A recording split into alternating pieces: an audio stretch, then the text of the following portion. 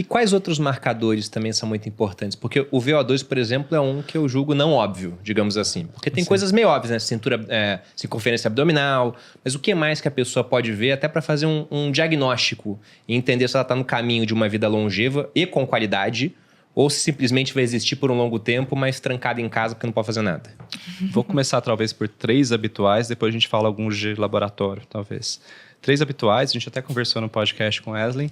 Em terceiro lugar, não fumar. Não fumar, 10 anos a mais de vida. Se você está fumando, você tem que parar. Essa tá fácil, hein, gente? Tá tem que parar. Você tem que parar, pensar e falar, eu tenho que parar de fumar, procurar ajuda. A ajuda aumenta muito a chance de você cessar o tabagismo. Isso é importantíssimo. E aí, só para deixar muito claro, né? O cara pensa que é só cigarro. É vape também. Isso vale pro vape também? Vape, O Bruno ia falar vape. drogas ilícitas e tudo. Qualquer coisa que você está inalando, possivelmente aumenta o risco de você ter problemas não só cardiovasculares, como diversos tipos de câncer, enfisema pulmonar, piora de qualidade de vida, você deixa de sentir o gosto das coisas, fumar é inegociável, assim, talvez a grande intervenção que a gente... Inclusive, eu ganhei esse livro de um paciente na dedicatória, ele escreveu para mim, assim, pro médico que me ajudou a parar de fumar. Muito obrigado. Que legal. Na hora que eu li isso, me deu um arrepio, assim, do tanto que isso eu acho que é uma coisa importante. E segundo, ter força. Se você tem força, isso é importantíssimo. Força muscular é um baita dado de saúde. Quanto mais força você tem, mais tempo você vai viver. E, em primeiro lugar, sua capacidade física aeróbica. Eu consigo clinicamente ver isso? Bom, se eu conversei com o Wesley, eu já sei que o Wesley tem uma capacidade física boa, sem avaliar um laboratório dele. Só de conversar com ele. Isso clinicamente você consegue ver. Mas tem coisas que são laboratoriais. Você acaba dosando no sangue. Uma super simples que você consegue ver é medida de colesterol LDL, que é tal do colesterol ruim. Tem muita desinformação na internet sobre isso hoje. Mas colesterol LDL está muito... É bem claro como fator causal para o desenvolvimento de doença coronariana e AVC. Quanto mais alto o seu colesterol LDL, independente dos outros dados, maior a sua chance de desenvolvimento de doença cardiovascular a longo prazo. A gente faz um produto de LDL vezes idade. Quanto maior esse produto, maior a sua chance de ter. Quer dizer que você vai ter? Não, você pode ser um sortudo e não vai ter, mas você aumenta a chance. Outra, pressão arterial. Hipertensão arterial é assustadoramente subdiagnosticado, porque a gente tem uma cultura que pressão alta dá dor de cabeça, e não dá, é uma doença assintomática. Ela sobe a pressão, eu já peguei paciente com 30/20 de pressão. Caramba, cara. E assintomática querendo de alta. Assim, não, pelo amor de Deus, eu tenho que ir pro hospital. Eu era residente uma bomba relógio. Caramba. Sim, isso já vira um problema, vira um problemaço, digamos assim. Isso é fácil de diagnosticar. Se você faz o periódico todo ano e mede a sua pressão, você consegue ver. E 50% das pessoas que têm hipertensão não sabem que tem. Dá pra passar na farmácia e medir, né? Os caras cobram R$5 pra medir. Qualquer farmácia. Muito simples. Medir o seu comportamento glicêmico.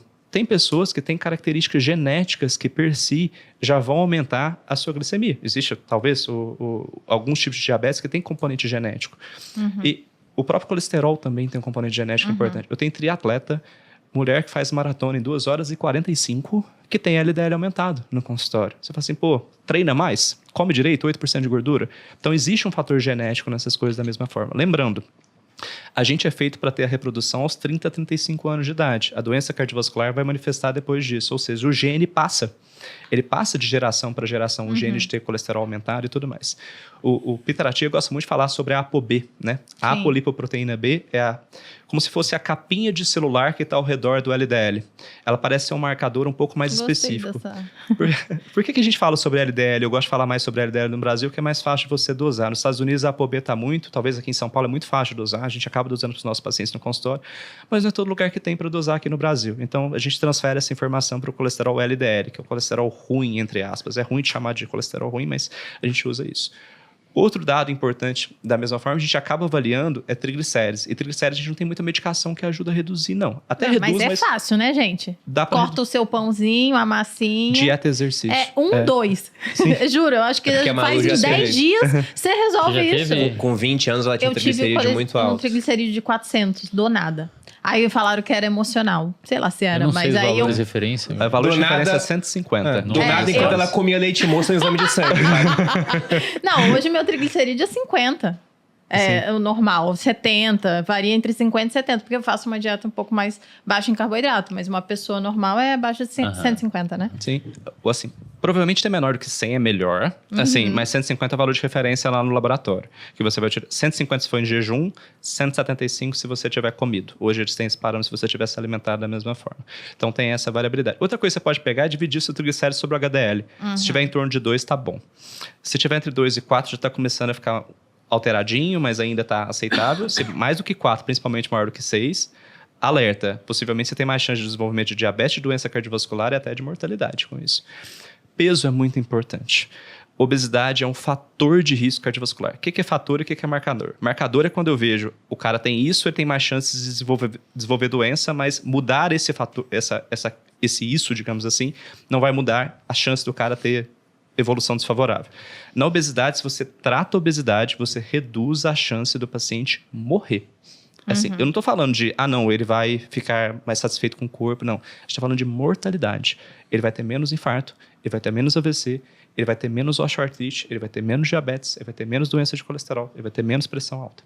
Então, é muito importante a intervenção sobre obesidade, independente do estigma que isso tem. E, pelo amor de Deus, quando a gente vai tratar esse paciente, não é para a gente ficar dando lição de moral para o paciente. Ele já recebeu isso, mas a gente tem que acolher esse cara e falar assim, vem cá, vamos conversar sobre esse tema, isso é importante e vamos tratar. E quando a gente fala sobre tratamento disso, isso envolve mudança de estilo de vida, intervenção medicamentosa pode ser importante da mesma forma. Tem paciente que vai ter muito benefício de intervenção medicamentosa nesse cenário.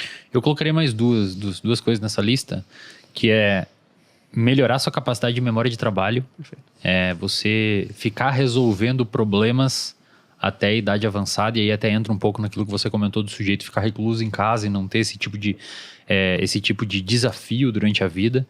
Então, você melhorar a sua capacidade de memória operacional, o que a gente chama de funções executivas, de você precisar ir ao mercado, lembrar uma lista, resolver um negócio, se manter lendo, se manter resolvendo problemas de uma maneira geral. Isso é mega importante para prevenir ou reduzir as chances de desenvolver quadros que envolvem doenças neurodegenerativas como Alzheimer. E segundo, e talvez mais importante, se manter aprendendo novas coisas. A gente tem estudos mostrando, por exemplo, que aprender uma nova língua reduz significativamente as chances de você desenvolver doença de Alzheimer, porque você treinou, exercitou o seu cérebro por meio de uma coisa que a gente chama de neuroplasticidade, que é a mudança da comunicação neuronal devido a um aprendizado que você obteve. Então, pessoas que aprendem mais coisas, instrumento musical, uma nova língua, uma nova habilidade que seja, mesmo que seja uma habilidade motora, se mantém ativo cognitivamente lendo, mesmo que seja notícias, e se manter de alguma forma fazendo quadrinhos, palavra cruzada, você manter o seu cérebro ativo é tão importante quanto manter os seus músculos ativos em termos de doenças neurodegenerativas. Então eu sei que a gente tem uma cultura de tipo assim, vou me aposentar, vou descansar, vou parar um pouco com as minhas atividades intelectuais, mas é mega importante que você tenha esses hábitos na idade avançada.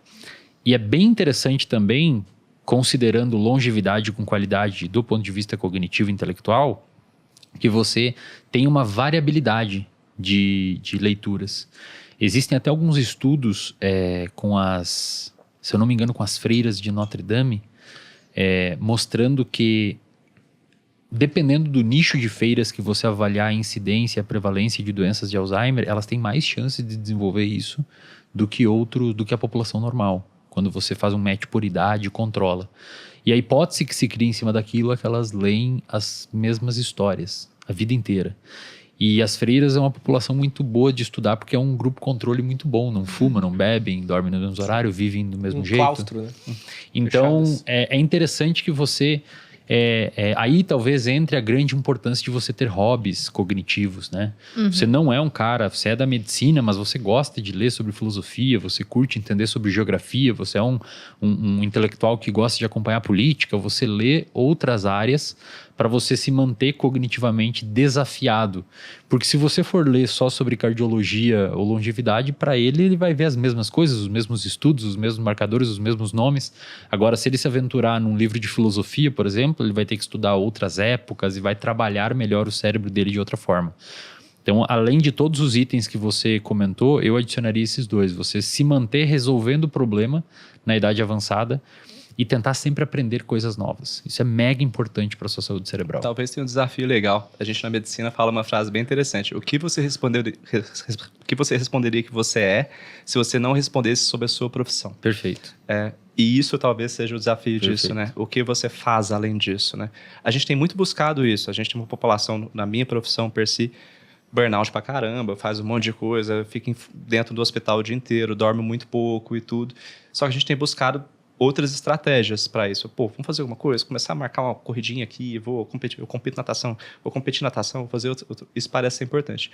E uma coisa que eu vou citar aqui, que eu até aprendo com você pra caramba sobre isso, é sono, né? Sono acaba sendo um dado super importante. A gente valoriza muito a super dedicação, dormir pouco. Esse momento talvez é importante na vida de algumas pessoas, que você está ganhando conhecimento, fazendo sua carreira girar, fazendo suas questões financeiras serem mais importantes, ok. Mas dormir bem se associa com melhores escolhas alimentares no outro dia, menor padrão de resistência insulínica no outro dia. Você fica uma pessoa mais agradável, obviamente, Controle e você fica mais emocional. disposto para se exercitar e diminui possivelmente o risco de lesão.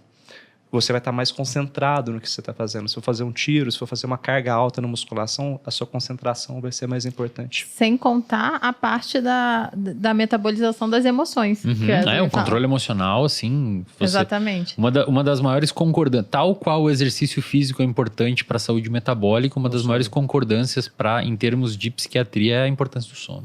Tem um negócio que o Peter Attia, ele falou aqui, e eu sei porque você me disse. Mas eu achei genial. Eu falei, caramba, deixa eu anotar esse negócio aqui. Porque ele disse, se o sono não fosse importante, a seleção natural já teria dado cabo dele. Isso. Porque pensa, você É bom ficar demais deitado durante as 24 horas do dia, umas 8, e volta pro período da Idade da Pedra, né? Você tá lá exposto, sem conseguir reagir a um predador que vai chegar... Cara, vai morder seu jugular e você acordar. Então, se desse realmente pra dormir pouco, a gente já tava dormindo 2 horas por dia.